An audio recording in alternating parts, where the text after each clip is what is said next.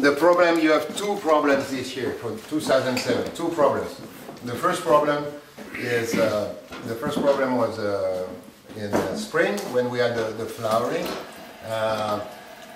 In May, normally the flowering takes place for, I would say, 7 to 10 days for the entire vineyard. Where there this year, it lasts for 4 weeks. So what is the risk you have? The risk is that at the harvesting period, when you go in one plot, you will have grapes which will all look blue, but some will be fully ripe, some will be matured, half matured, and some will still be unmatured. So that was the risk. The only moment that you would be able to see the difference and cure the problem would be when the grapes change color. So it's not in the green harvest that you can solve the problem. The problem could be solved only in August. That's what I call the pink harvest.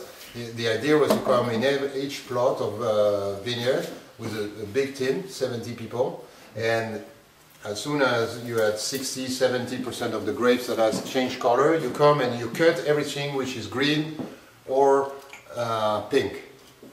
You eliminate everything, and therefore you stay with only, you reduce this 20 days of flowering into probably 1 week. So you go back to normal.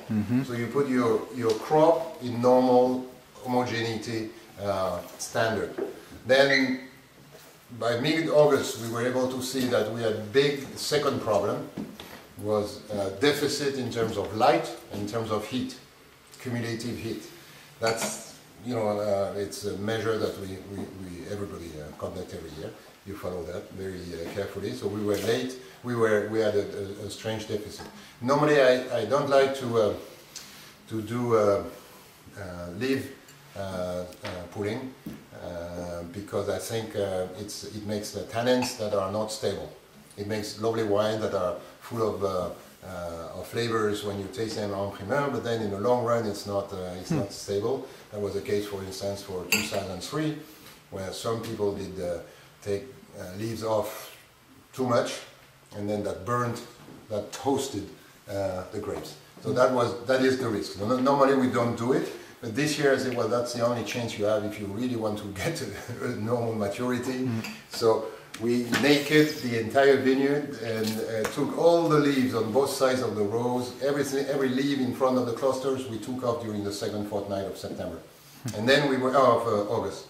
And then we were lucky because the first week of September was a very high pressure system, good east wind, drying off all risk of botrytis and etc. The light was sufficient, and the heat was not big. It was very sunny, very blue sky, but very moderate heat. So that matured perfectly the grapes, which were in perfect condition because they were naked, because we had no heterogeneity and etc. Because we had done this work in August, we were probably in a better position to take advantage of those wonderful conditions we had within 3 weeks. And then, once that was done, I said to myself, this year has been so risky, we want to reduce as much as we can the harvesting period. Don't try to tempt the nature and etc. Put everything in the winery and transform it in good wine. Don't try to wait too long because it will be dangerous. And in fact, we were lucky also because in October was not a very good month and didn't bring anything except botrytis probably. So we were there, and as a result, I think you have very ripe grapes, wines made with ripe grapes, and which are, I think, soft tannin. Very, how would you say, chewy wines?